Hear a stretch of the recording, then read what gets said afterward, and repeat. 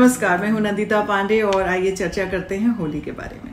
कैसा रहेगा होली का त्योहार, क्या होगा, क्या उपाय कर सकते हैं आप, और भद्रा है, चंद्र ग्रहण है, तो क्या क्या किया जाए, क्योंकि 25 तारीख 2024 को होली का त्योहार मनाया जाएगा, लेकिन उसी के साथ साथ वहाँ पे चंद्र ग्रहण भी पड़ रहा है। 24 तारीख को सुबह 9:54 से भद्रा शुरू हो जाएगी, जो रात्रि को 11:13 तक का रहेगी।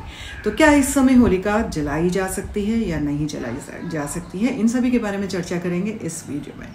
इसके साथ ही साथ आपको उपाय भी बताएंगे कि क्या ऐसे सटीक उपाय आप कर सकते हैं जिससे आपके जीवन में सुख समृद्धि आए। यहाँ पे ऐसे छोटे छोटे से घर पे रखी हुई सामग्रियों से आप उपाय कर सकते हैं जो पूरे वर्ष भर के लिए आपके लिए सुख समृद्धि लेके आती है। अगर आपको हमारे वीडियोस पसंद आते हैं तो लाइक, शेयर, कमेंट करना ना भूलें, सब्सक्राइब बटन दबाना ना भूलें, और ये जो घंटी है ना, टन टन, इसको भी दबाएं ज़रूर, ताकि हम जब भी वीडियोज़ आने आपको उसका ज़रूर पता चले। अगर कोई पर्सनल क्वेरीज है या आपको अपनी पर्सनल क्वेरीज करनी है होली के बारे में, आपके लिए स्पेशली क्या उपाय हो सकते हैं, तो आप हमें ज़रूर बताएं, तो हम आपको पर्सनल कंसल्टेशन दे सकते हैं। वेबसाइट एड्रेस यहाँ पे लिखा हुआ है, इस वेबसाइट एड्रेस को आप फॉलो कर सकते हैं, और नंबर भी है, उसको भी आप फॉलो कर सकते हैं, व्हाट्सएप मैसेज कर सकते हैं, और हम आपकी सेवा में ज़रूर रहेंगे, आपको हेल्प करेंगे। लेकिन पहले शुरुआत करते हैं तिथि के असमंजस स्थितियों के बारे में। 25 तारीख को होली पड़ रही है, लेकिन साथ ही साथ 25 तारीख को पूरे दुनिया में बहुत सारी जगह में चंद्र ग्रहण भी पड़ रहा है। उपछाया चंद्र ग्रहण रहेगा। तो क्या हमारे सनातनी भाई बहन जो उस जगह में स्थान पे रह रहे हैं, क्या वो होली मना सकते, नहीं मना सकते? भारत में इसका असर नहीं रहेगा, क्योंकि नग्न आंखों से यहाँ पे ग्रहण नजर नहीं आएगा, तो भारत में सूतक काल भी मान्य नहीं होगा। आप त्योहार आराम से मना सकते हैं। 25 तारीख को क्योंकि ग्रहण भी पड़ रहा है, और जितने भी सनातनी हमारे भाई बहन हैं जो दूसरे विदेशों में रह रहे हैं, जहाँ पे ग्रहण का असर हो रहा है, जो कि north America, south America, north and east Asia, वहाँ पे पड़ रहा है, यूरोप में पड़ रहा है, आयरलैंड में पड़ रहा है, अटलांटिक पैसिफिक ओशन में पड़ रहा है, अंटार्कटिका में पड़ रहा है, ऑस्ट्रेलिया में पड़ रहा है। यहाँ पे जितने भी हमारे भाई बहन होली मना रहे हैं, उनको क्या करना है? उन्होंने करना है, अपने घर पे कुशाघास रख लें होलिका वाले दिन, और उसका उतारा करके एक कुशाघास वैसे रख सकते हैं, नहीं तो जनरली वो जो दुर्वा घास आती है वो तो नॉर्मली कहीं पे भी उग जाती है, उसको आप ले और उससे अपना उतारा करके आपने उसको थोड़ा सा होलिका में डालना है, थोड़ा सा अपने घर के मंदिर में रखना है। दूसरे दिन 25 तारीख की मॉर्निंग को सबसे पहले आपने भोलेनाथ को होली का रंग लगाना है। उनको रंग लगाइए, अपने घर के मंदिर में अपने इष्ट देव को होली का रंग लगाइए, उनकी परमिशन मांगिए, उनके प्रोटेक्शन मांगिए कि आपको प्रोटेक्शन दे। चंद्र ग्रहण है और महादेव से बड़ा तो और कोई हो ही नहीं सकता जो आपको ग्रहण से प्रोटेक्शन दे। तो महादेव को गुलाल लगाएं, चंदन लगाएं, सफेद चंदन लगाएं, और जो होलिका की जो भस्म है, उस भस्म से भी महादेव को भस्म चढ़ाएं। आप देखेंगे, और उनसे प्रोटेक्शन मांगे कि आज हम होली खेलने जा रहे हैं, आपकी परमिशन से होली खेलने जा रहे हैं, तो हमारे जो भी ग्रहण का असर है वो हमारे ऊपर नेगेटिव नहीं रहे। 24 तारीख को होलिका दहन होगा। 24 तारीख को लेकिन भद्रा भी पड़ रही है, सुबह 9:54 से रहेगी, रात्रि को 11:13 तक का। तो क्या होलिका इस समय जलाई जा सकती है कि नहीं जलाई जा सकती है? अब इसके दो नियम हैं। एक नियम यह है कि अगर रात्रि को 12 बजे से पहले भद्रा समाप्त हो रही है, तो आपको भद्रा के खत्म होने के बाद होलिका जलाई जानी चाहिए। यानी कि होलिका जलाई जाने का समय रहेगा 11:13 से लेकर के 12:27 तक का आप होलिका दहन कर सकते हैं। तो ये समय आपका होलिका दहन का रहेगा।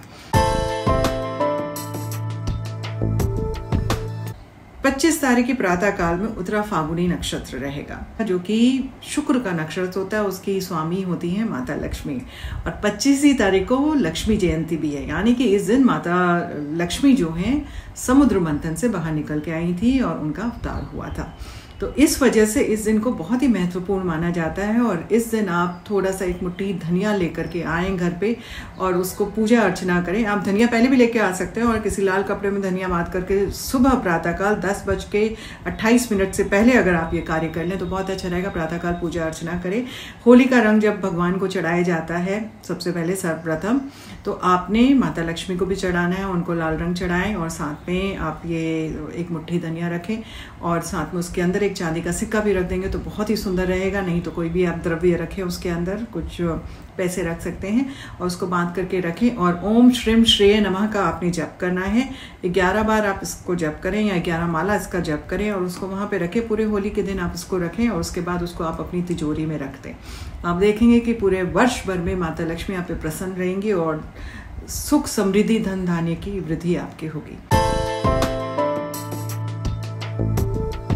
होलिका जलाने के टाइम पे भी बहुत सारे उपाय किए जा सकते हैं। क्या आप कर सकते हैं? तो सर्वप्रथम अगर आपको व्यवसाय में दिक्कत आ रही है, नौकरी नहीं लग रही है, परेशानियां हो रही हैं, तो आपने क्या करना है, आपने हरे रंग का तिलक, जो हरा गुलाल होता है उसका तिलक आपने होलिका में लगाना है।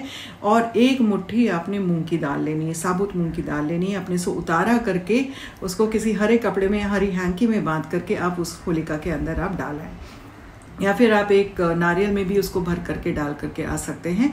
तो आप देखेंगे कि ये बहुत अच्छा उपाय रहता है और उसको करने से आप देखेंगे धीरे धीरे करके आपके व्यवसाय में उन्नति आनी शुरू हो जाएगी। आपने एक केसर युक्त चंदन लेना है, उसका आपने जा करके होलिका में तिलक लगाना है। साथ में वहाँ पे होलिका में तिलक जब लगाना है उसका स्वास्तिक बनाएं वहाँ पे, और साथ में उसका टीका खुद भी लगाएं। और पीला धागा, जो कच्चा सूत का धागा होता है, उसको हल्दी में डाल करके या फिर इसी केसर युक्त चंदन में थोड़ा सा मल करके उसकी 7 टाइम्स परिक्रमा लेनी है उस कच्चे सूत के धागे से, पीले धागे से, और उसको बांधना है होलिका के चारों तरफ। प्रणाम करना है। कोशिश करें कि अगर थोड़ा सा चंदन अंदर भी छिड़के, पीला रंग का गुलाल होता है उसको भी उसके अंदर डालें, आप होलिका में चढ़ाएं।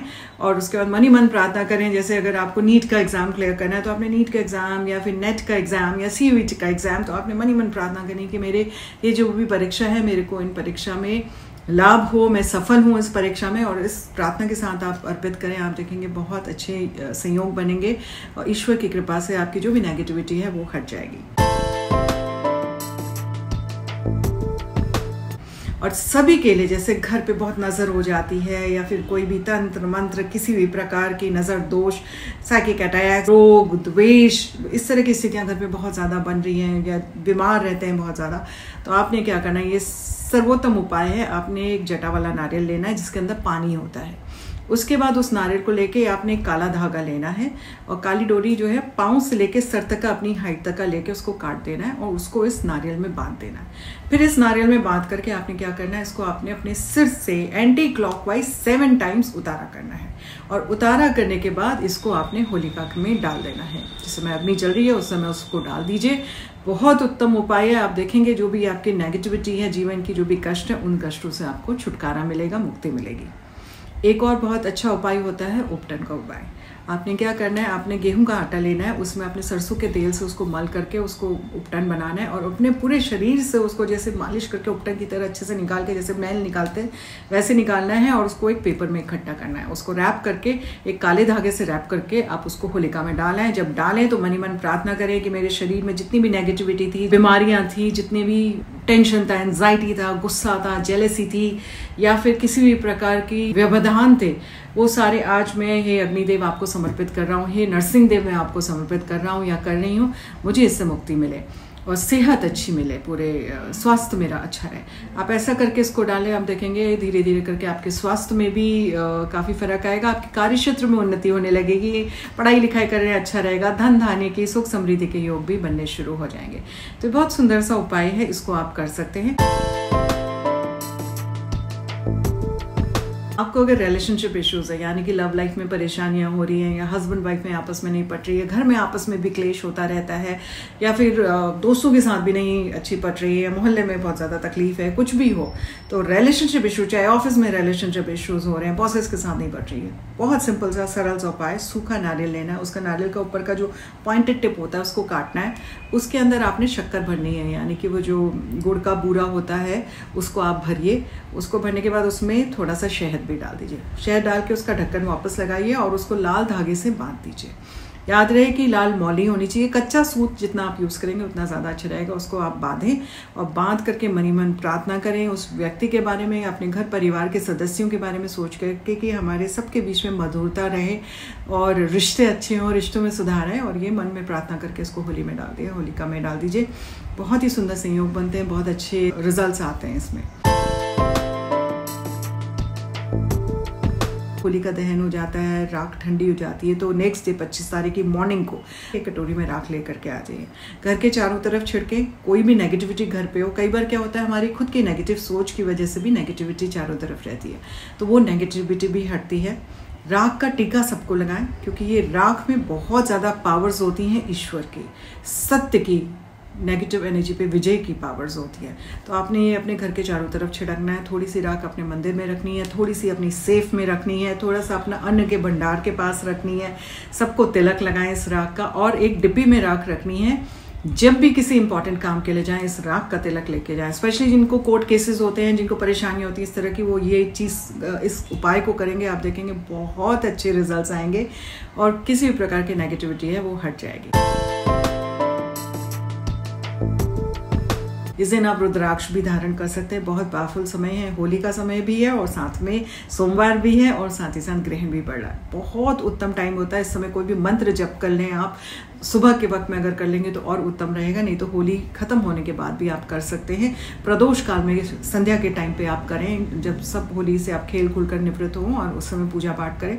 बहुत ही बढ़िया, बहुत ही उत्तम उपाय होता है। आप ऐसा करें और आप दिल खोल करके होली खेल सकते हैं। सफ़ेद वस्तु का दान ज़रूर करें इस दिन। जैसे कि आपने भगवान को भोग लगाना है तो आपने दूध से या खीर, जो चावल की बनी खीर होती है, उससे उनका अभिषेक कर सकते हैं भगवान भोलेनाथ का, या अपने घर के मंदिर में आप चावल से बनी खीर रख सकते हैं। घर के सभी सदस्यों को बांट सकते हैं, किसी गरीब को भी बांट सकते हैं। उसी के साथ साथ आप दूध का दान, आप सफ़ेद कपड़े का दान, मिठाई का दान, चांदी का दान, इस तरह के दान, सफ़ेद वस्तुओं का दान, सफ़ेद पुष्प चढ़ाया भगवान को, वो बहुत अच्छा रहता है। और ये जो ग्रहण की जो नेगेटिविटी होती है वो ख़त्म होती है। ओम श्राम श्रीम श्रौम सह चंद्रमसे नमः, इस मंत्र का जप आप 108 बार सुबह कर करके फिर होली के लिए कोई भी परेशानी जो है वो नहीं रहेगी। और होली तो वैसे भी प्रेम का त्यौहार है, मिलन का त्यौहार है, तो आपके जीवन में सुख समृद्धि और बहुत प्यार मोहब्बत वापस आएगी।